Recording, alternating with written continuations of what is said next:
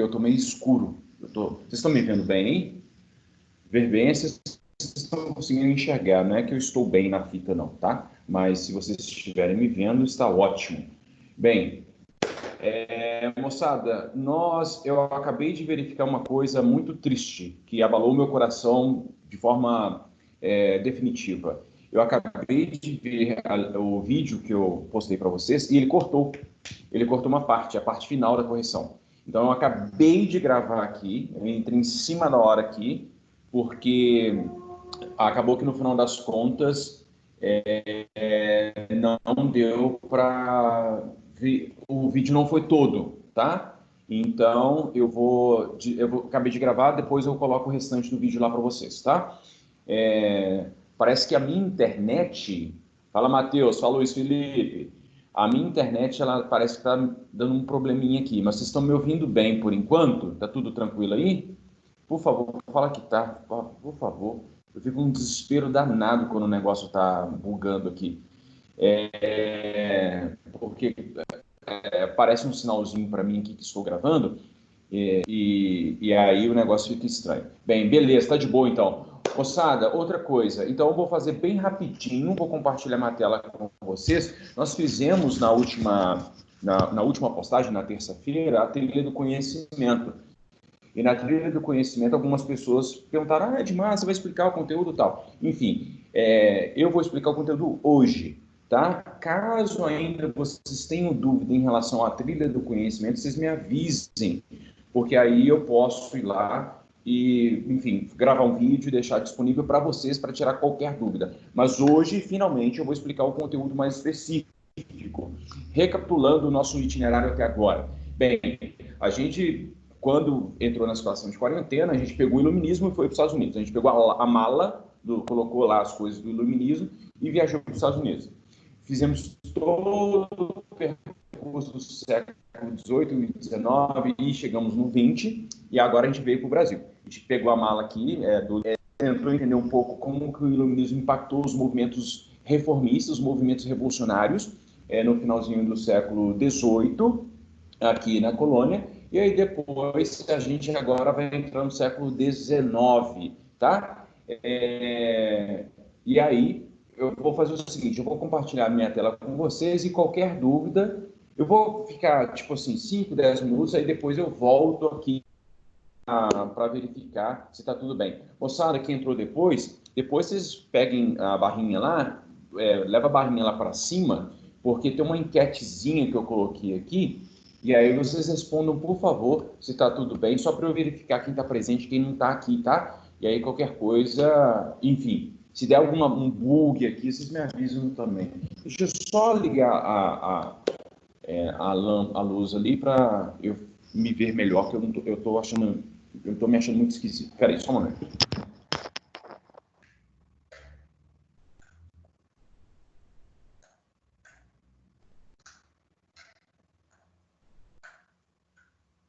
Isso. Bem, agora sim, eu acho que agora vai ficar melhor. Ficou melhor nada, né? Bem, com essa fuça também não tem jeito de ficar melhor nada. Muito bem, moçada. Estão preparados? Agora a gente vai viajar. A gente vai tentar entender agora como que o impacto da Corte Real no Brasil. E aí, de onde eu tirei isso? Basicamente é o seguinte, como a gente está analisando o iluminismo, o impacto do iluminismo em alguns países, a gente vai perceber, a gente tentando entender como que o iluminismo foi fundamental para a independência do Brasil, mas como um movimento mais específico, por exemplo, a Revolução Francesa impactou Portugal e depois Portugal, portanto, impactou a história do Brasil, né? E, portanto, como Napoleão nos impactou. Então, é essa a ideia. Então, sem mais delongas, eu vou compartilhar a tela aqui com vocês e aí a gente começa. Bem, cadê? Não compartilhou? Vem aqui, meu filho. Isso. Agora, isso. Vai abrir aqui. Eu vou apresentar um preze para vocês, uma apresentação sobre a Corte Real no Brasil, mas enquanto está abrindo aqui, porque ele é online, então ele demora um pouquinho. Mas basicamente é o seguinte, pessoal, tá, já abriu aqui, deixa eu apresentar então. E aí qualquer dúvida, eu não estou vendo agora o chat. E aí qualquer dúvida que vocês tiverem, alguém abre o microfone e me avisa aqui, ó. Bem, essa figura que vocês estão vendo aí é de Dom João VI. Quem é Dom João VI na fila do pão? Dom João VI é o pai de Dom Pedro I.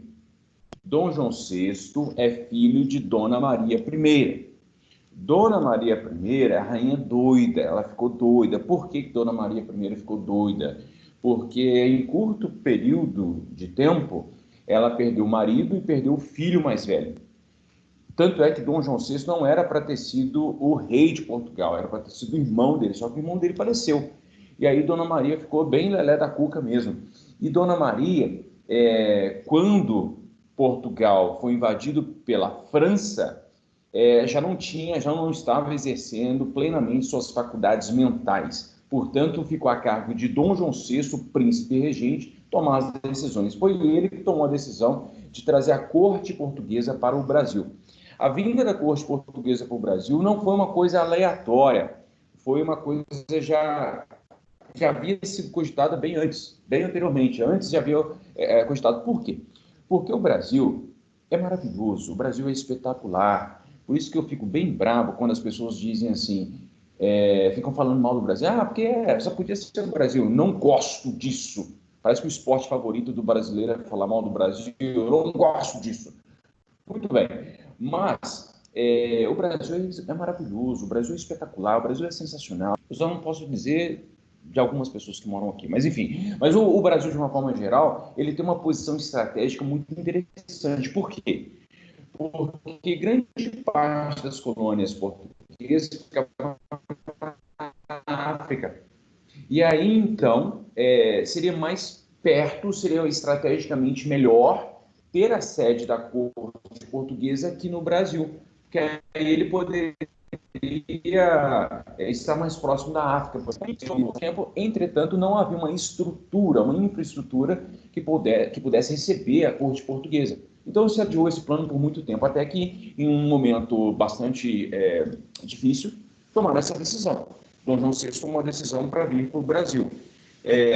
Sofreu muita crítica da corte, a corte ficou desesperada, grande parte da corte veio com Dom João VI para cá. A corte incluía os nobres e por aí vai, né? E os familiares, de uma forma geral. E eles vieram para cá, tomaram a decisão no finalzinho de 1807 e chegaram aqui em 1808. Eu recomendei para a Isabela Gontijo um livro espetacular que se chama... Ele não é de historiador, os historiadores não gostam dele, mas eu acho que, de uma forma geral, assim, não tem nenhum problema historiográfico, não. O livro se chama 1808, que conta justamente a vinda da corte portuguesa e os impactos da corte portuguesa aqui no Brasil. Então, o livro 1808, leitura recomendada. Bem, então, Dom João VI decidiu vir para cá. E por que ele decidiu? Vamos descobrir isso agora. Começando. Girando. Vamos lá.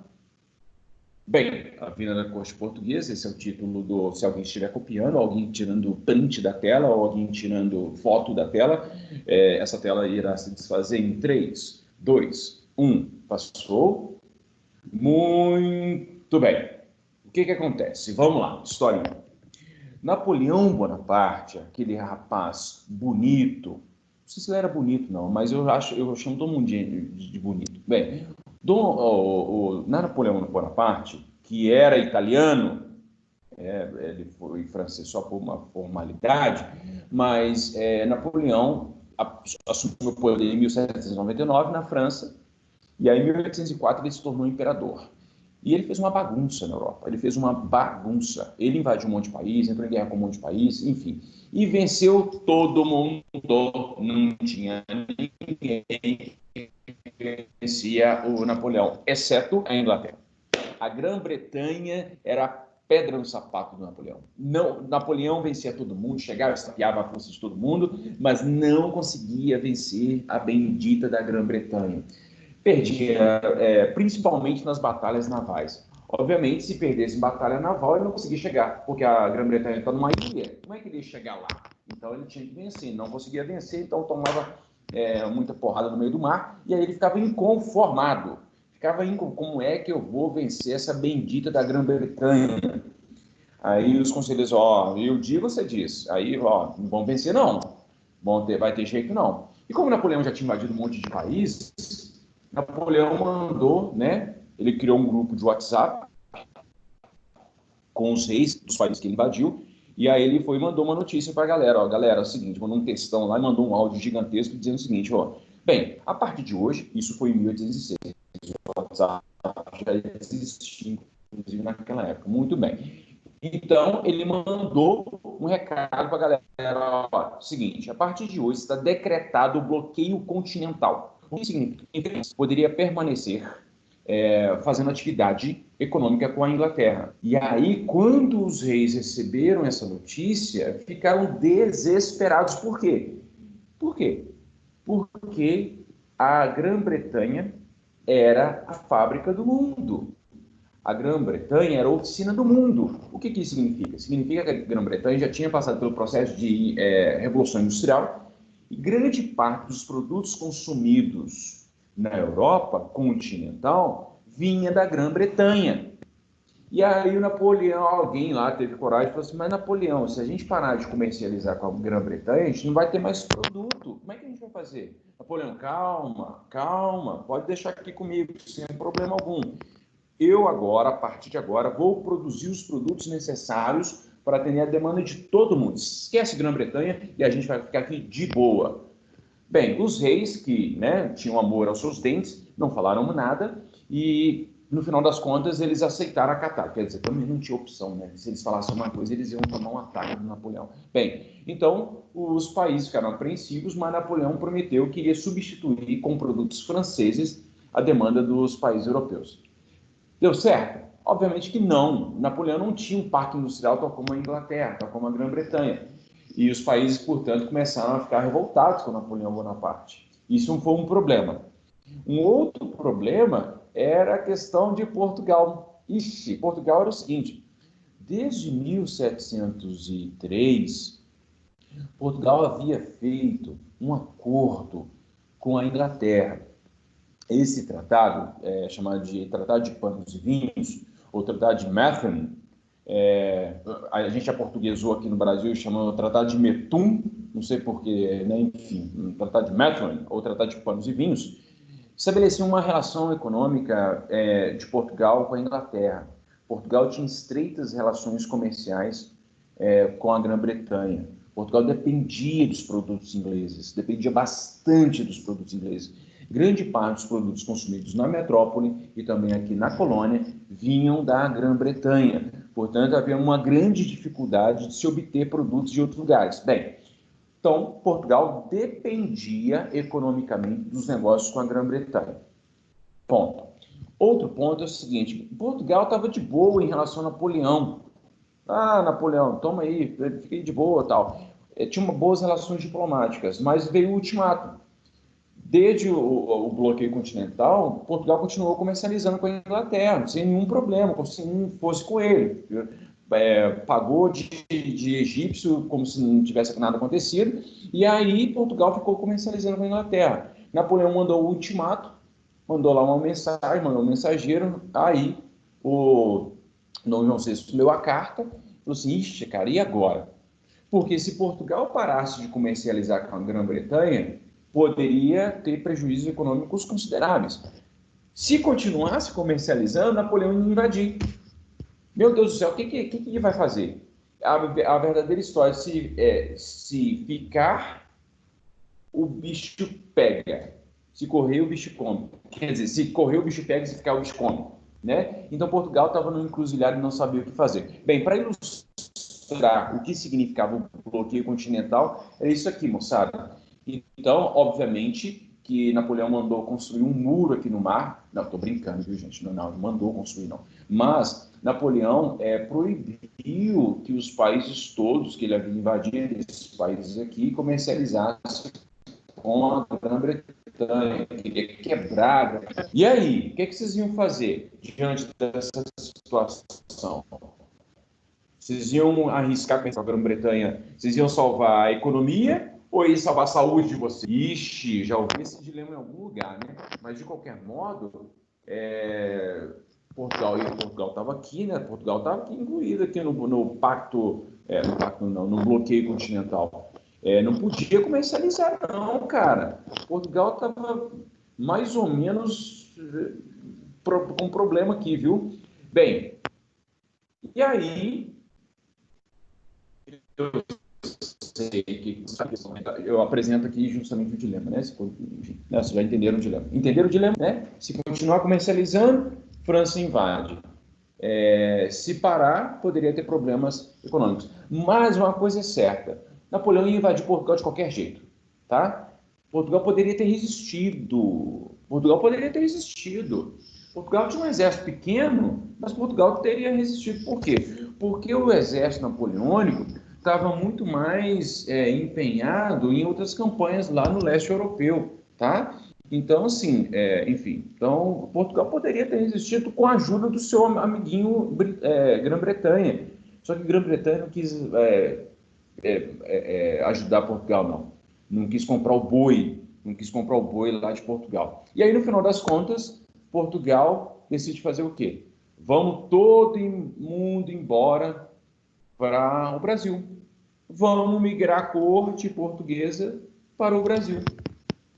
Simples. E quem deu a ideia, segundo as boas e más línguas, foi o diplomata inglês, que chegou até no ouvido lá de Dom João VI, Dom João VI, vamos para o Brasil, porque lá a gente fica de boa, porque Napoleão vai mandar navio para invadir o Brasil. Napoleão já tem problemas demais na Europa, a gente não vai, enfim.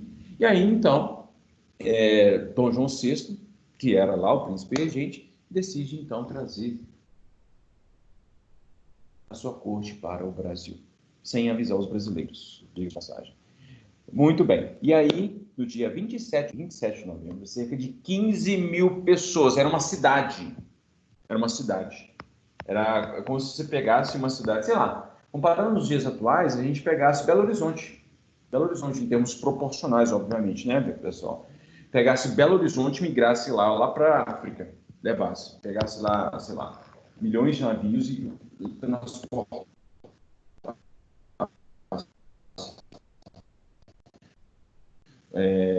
os Belo Horizontinos. Foi terrível.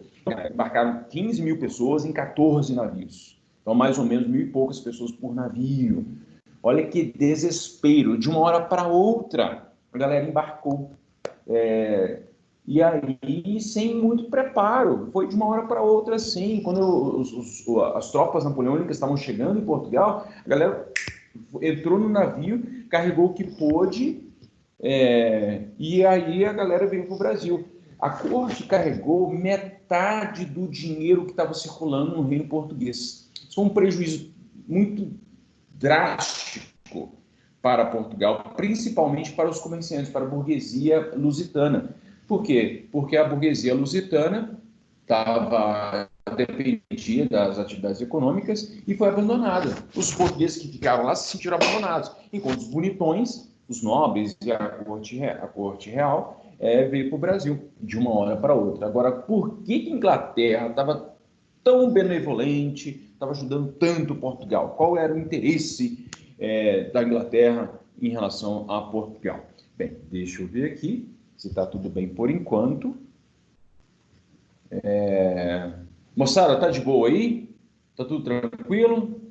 Tá tudo em paz? Vocês estão me ouvindo bem? Deixa eu ignorar esse negócio aqui, que eu sei que tá gravando, tá? Bem, tá de boa, tá de boa. Alguma dúvida por enquanto? A sua voz está travando um pouco. Tá. Não, agora eu tô vendo o chat, tá? Eu não sei por que em outros momentos eu não estava conseguindo ver. Mas eu posso falar que se o Brasil parasse de comercializar com a Inglaterra e poderia entrar em crise? Poderia. Poderia. Na verdade, quem perguntou aqui foi o Pedro. Ô, Pedro, o que acontece? A economia portuguesa, de uma forma geral, já estava em crise. Por quê? Por causa da diminuição da produção aurífera. Portugal dependia muito dos produtos extraídos aqui na colônia. E o principal produto neste momento era o ouro. E a partir de 1750, a produção aurífera entrou em crise. Então, Portugal estava com dificuldades. E Portugal investiu pesado, economicamente falando, na exploração colonial. Então, Portugal não tinha outra outra atividade econômica assim, mais robusta. E, portanto, já estava em crise desde 1750. E houve um outro problema, que foi o terremoto de Lisboa, em 1750, que avacalhou toda a economia também portuguesa. Portugal estava indo muito bem até 1750, aí a produção aurífera começa a cair, e aí tem um terremoto de Lisboa em 1755. Os negócios vão começar a ficar cada vez mais atrapalhados. E aí, economicamente falando, poderia ser um forte prejuízo para Portugal se Portugal fosse obrigada, como foi, na verdade, obrigada, a parar de comercializar com a Grã-Bretanha. Mas, no final das contas, o que acontece? Quem levava vantagem nesse acordo, o Tratado de Methuen, o Tratado de Metum, o Tratado de Panos e Vinhos, foi a Inglaterra. A Inglaterra que ganhava grande parte do dinheiro que era explorado aqui em Minas Gerais. Bem, aí agora que eu vou falar, Maria Fernanda, agora que eu vou falar o que a Inglaterra veio fazer aqui no Brasil. Agora eu vou explicar por que a Inglaterra foi a grande interessada e por que a gente sabe disso. Por que a gente sabe que a Inglaterra conseguiu, enfim, ajudar, e a ajuda não foi gratuita, a ajuda não foi sem interesse, tá? Bem, agora eu vou explicar isso. Bem, eu vou deixar, viu, moçada, esse Prezi disponível para vocês. Vocês podem entrar, eu vou baixar o Prezi no formato de PowerPoint e eu deixo disponível lá para vocês. Mas eu tenho quase certeza que vocês também conseguem acessar o conteúdo online, tá? Mas, de qualquer forma, quem tiver offline aí consegue acessar pelo PowerPoint também. Beleza? Vamos lá. Vamos ver por que a Inglaterra se interessou no Brasil. Deixa eu ver aqui. Cadê eu? Não estou me vendo. Vamos lá. Presentation. Bem, e aí veio... Isso aqui é uma representação, esse aqui é um quadro enorme que fica em algum departamento que fica, não sei onde, eu acho que no Museu Nacional, mostrando a chegada da corte portuguesa. Quem fez esse quadro é o Portinari. O Portinari foi um dos maiores pintores do Brasil, tá? Então, por favor, procurem sobre o Portinari, prestigiem o Portinari, que ele é muito importante. Mas aí, chegando. Aqui está tudo limpinho, bonitinho, todo mundo aqui como... Nossa, cara, eu posso sentir o cheiro do perfume dessas pessoas, tão bonitinhas que eles estão. É totalmente contrário ao que aconteceu. Absolutamente. Não tem como ser mais contrário ao que aconteceu do que essa pintura. Apesar de ser uma belíssima pintura, e Portinari é maravilhoso, mas isso não corresponde à realidade. O povo, quando chegou aqui da corte portuguesa, chegou em situação decrépita. Era horroroso aquele povo. Só para vocês terem uma ideia... deixa eu ver se eu não vou dar spoiler. Bem, só para vocês terem uma ideia, o que acontece?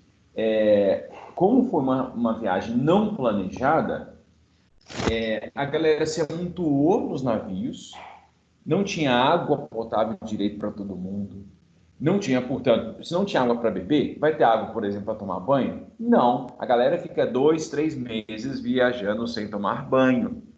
Então era todo mundo fedido. Outra coisa, muita gente nunca tinha navegado antes. Ficar 2 meses no mar é extremamente difícil, complicado, enfim, né? Então as pessoas passavam mal, muita gente passou mal, muito mal. Teve gente que ficou desidratada, enfim. Para piorar a situação, houve surto de piolho. A sujeira era tão grande que o povo pegou piolho. E aí, o que as mulheres fizeram para se livrar dos piolhos? Rasparam a cabeça. Então, as mulheres raspavam a cabeça e aí colocavam peruca para disfarçar a falta de cabelo, né? E aí, dizem as más e as boas línguas, não, isso é comprovado historicamente, que quando as mulheres chegaram aqui, algumas brasileiras da elite brasileira pensou que isso era a última moda na Europa e também rasparam suas cabeças e colocaram peruca, imitando lá os membros da corte portuguesa. Enfim, então a situação foi muito difícil. Eles chegaram 15 mil pessoas viajaram em situações precárias, bem complicadas. Primeiro eles chegaram em Salvador, depois no Rio. Já eu explico isso aqui. Bem, o que a Inglaterra queria? A Inglaterra queria aumentar os seus negócios.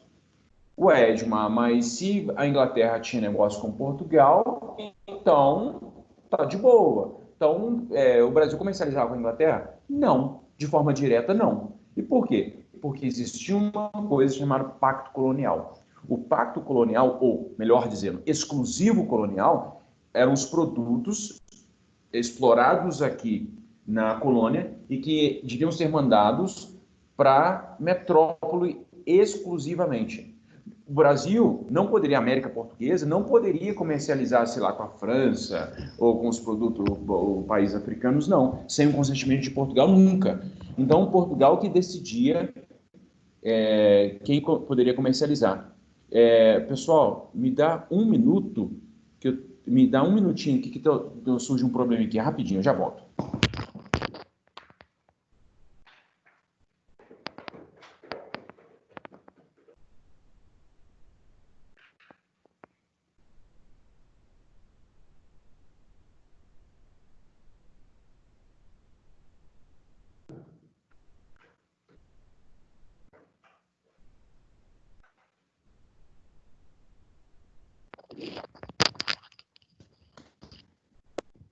Já voltei. Obrigado, gente. Seguinte, onde eu parei? Parei e estava falando sobre a questão do exclusivo colonial. O exclusivo colonial, então, era a obrigação da colônia comercializar exclusivamente com a metrópole, tá? E por causa do exclusivo colonial, a Inglaterra, não, eu corri tanto que estou sem ar. A Inglaterra não podia comercializar com Portugal, desculpa, com o Brasil. Então, a Inglaterra queria que, se a corte portuguesa viesse para o Brasil, aí a Inglaterra poderia comercializar com o Brasil. Oh, exatamente isso que aconteceu, tá? E aí, ixi, tá muito... Deixa eu tentar diminuir aqui. Não vai diminuir. Enfim, mas o que está dizendo aqui nesse slide é o seguinte, pessoal, porque talvez vocês não estejam vendo direito, mas não tem problema não, depois eu coloco lá, tá? Eu estou vendo aqui que alguém está se manifestando.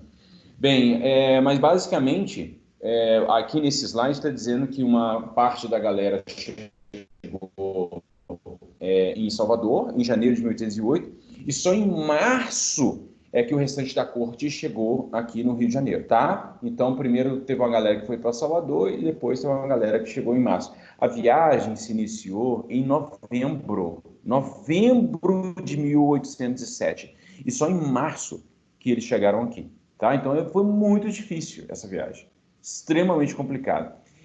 Quem que é esse povo aqui bonito? Deixa eu ver se tem alguma dúvida aqui por enquanto. Taran.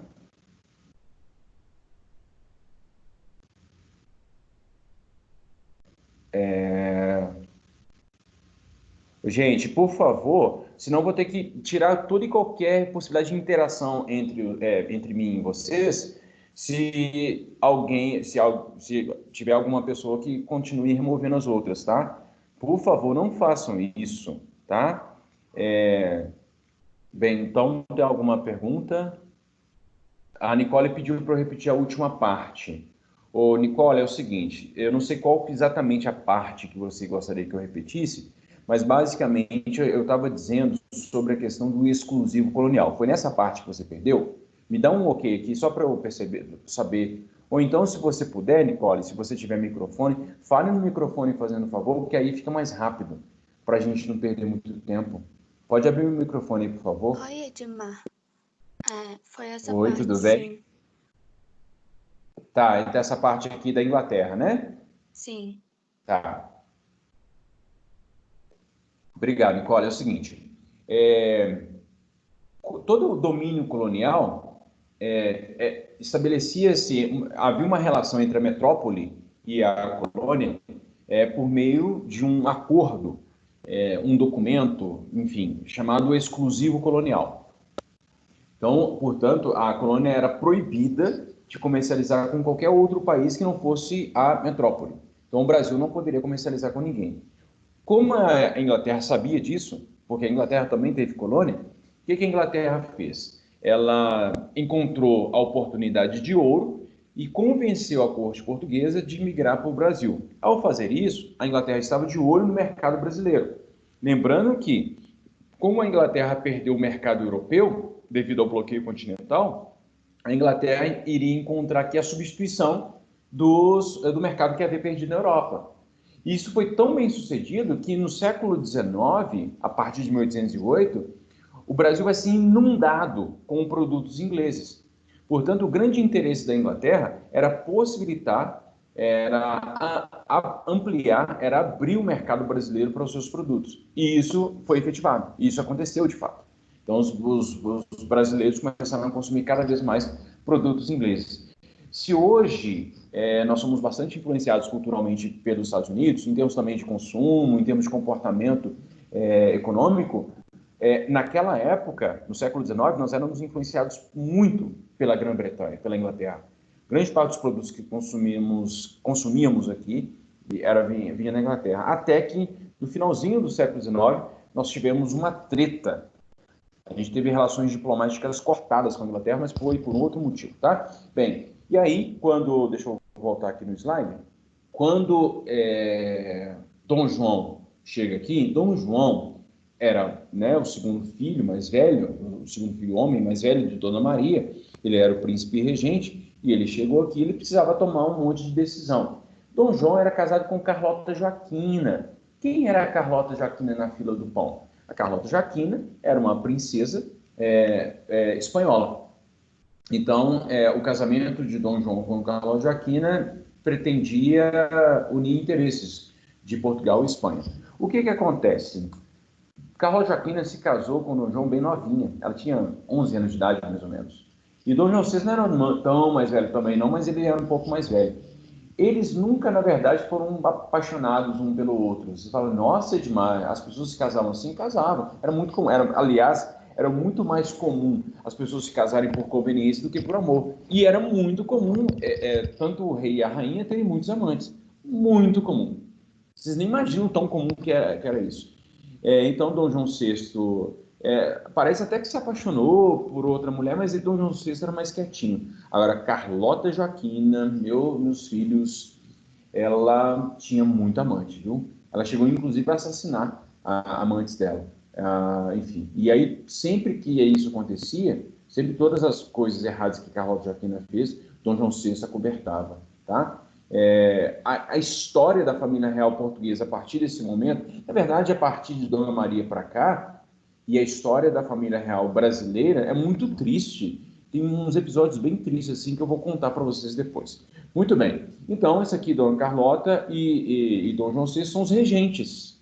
São o príncipe e a princesa regentes do Brasil. Obviamente que Dona Carlota Joaquina não mandava em nada. Ela mandava nos seus funcionários, ela era respeitada pelas pessoas, mas quem mandava em tudo era Dom João VI, tá? Porque, inclusive, era um regime absolutista. Bem, assim que Dom João VI chegou no Brasil, ele decreta a abertura dos portos. Lembra que eu disse para vocês do exclusivo colonial? O exclusivo colonial determinava que a colônia portuguesa na América, ou seja, o Brasil, só poderia comercializar exclusivamente com Portugal. Agora, se a corte portuguesa está no Brasil, e aí?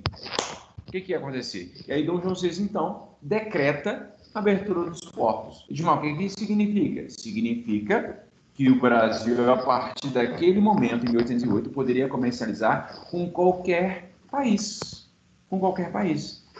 Então, a partir desse momento, na prática, eu já vou adiantar e depois eu volto nesse slide. Na prática, o que aconteceu? O pacto colonial é quebrado. Eu entendi isso, Edmar, tudo bem, mas e aí? Significa, portanto, que na prática o Brasil deixa de ser colônia. O Brasil deixa de ser colônia e passa a ser a sede do Império Português. Entende? Então, portanto, a vinda da corte portuguesa para o Brasil determina efetivamente a perda da condição de colônia. Então, o Brasil deixa de ser colônia nesse momento, em 1808.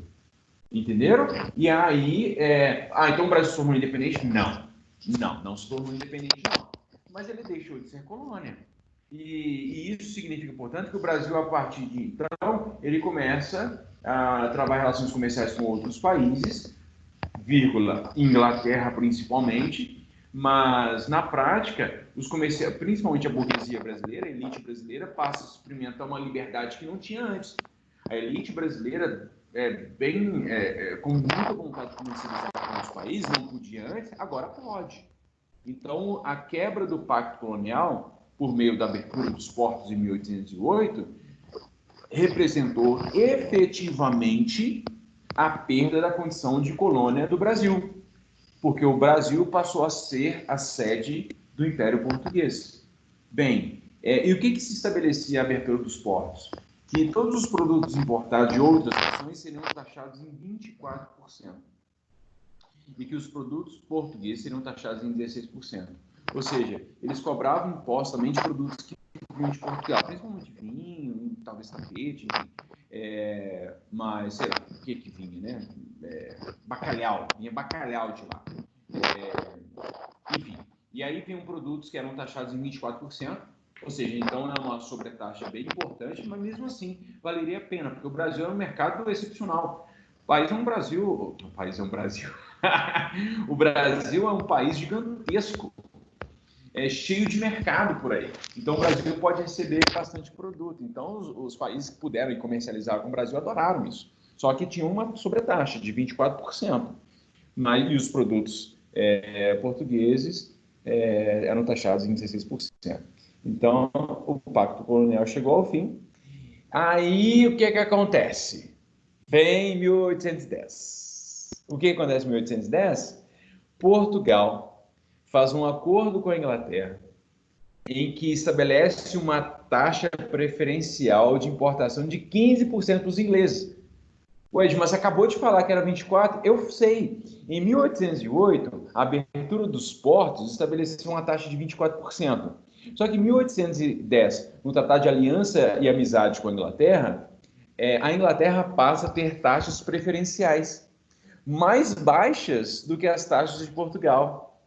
Então, era melhor importar produtos, trazer produtos da Inglaterra do que trazer de Portugal, por exemplo.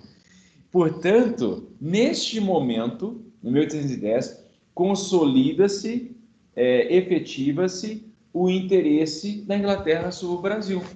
Porque a Inglaterra vê, portanto, suas taxas, seus produtos serem menos taxados do que outros, e aí ninguém mais consegue competir com a Inglaterra. A Inglaterra era a nação mais desenvolvida em termos industriais.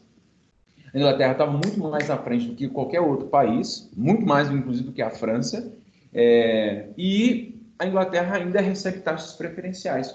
Obviamente, então, portanto, que nós passamos a consumir bastante produtos da Inglaterra, tá? Moçada, alguma dúvida? Alguma questão?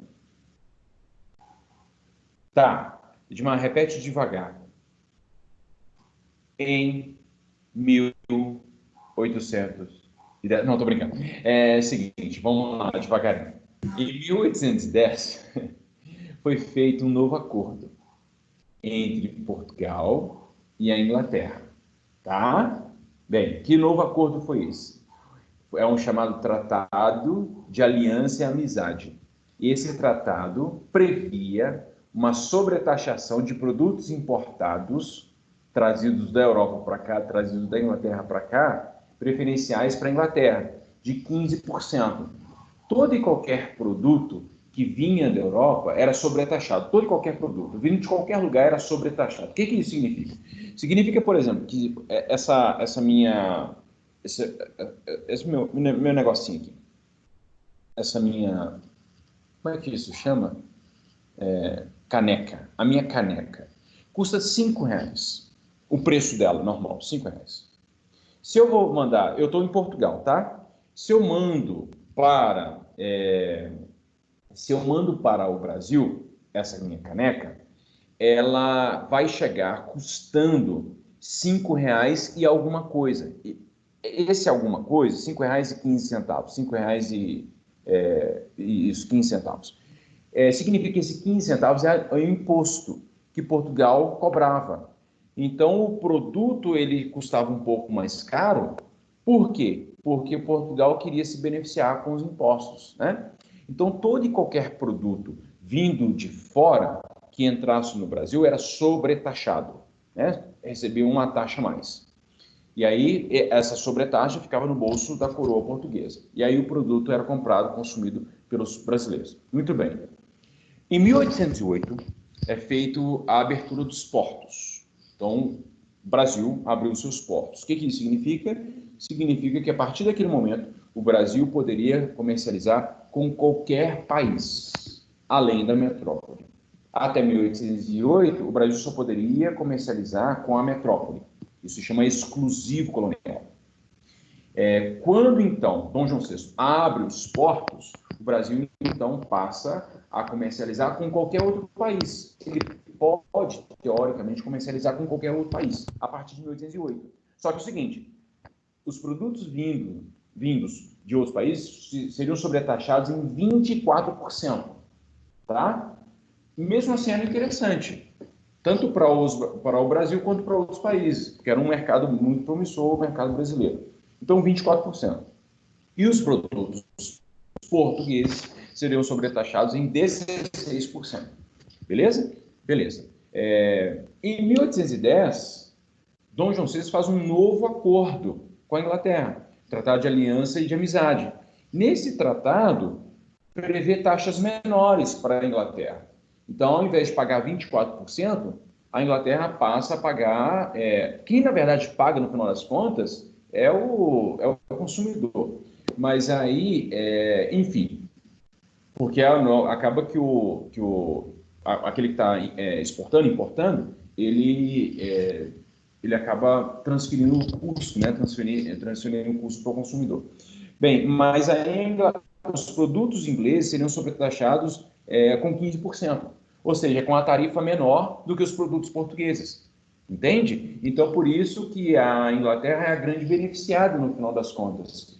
Porque os produtos ingleses, além de serem melhores, além de serem mais variados, além de atenderem às demandas da população brasileira, os produtos ingleses são mais baratos do que outros. Então, são melhores, mais baratos, tem mais opções, enfim, é tudo melhor. Por isso que o Brasil passou a consumir de forma bastante corriqueira, bastante, enfim, intensa, os produtos que vinham da Inglaterra, porque a Inglaterra recebeu taxas preferenciais.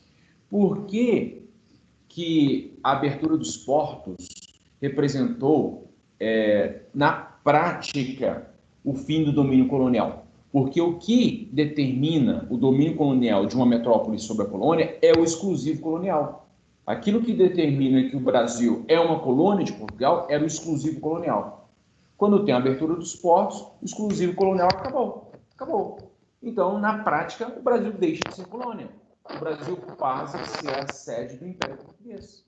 E aí, o Brasil se tornou independente? Não, o Brasil não se tornou independente, mas o Brasil deixou de ser colônia. Significa, portanto, que principalmente a burguesia brasileira passa a poder comercializar com qualquer país.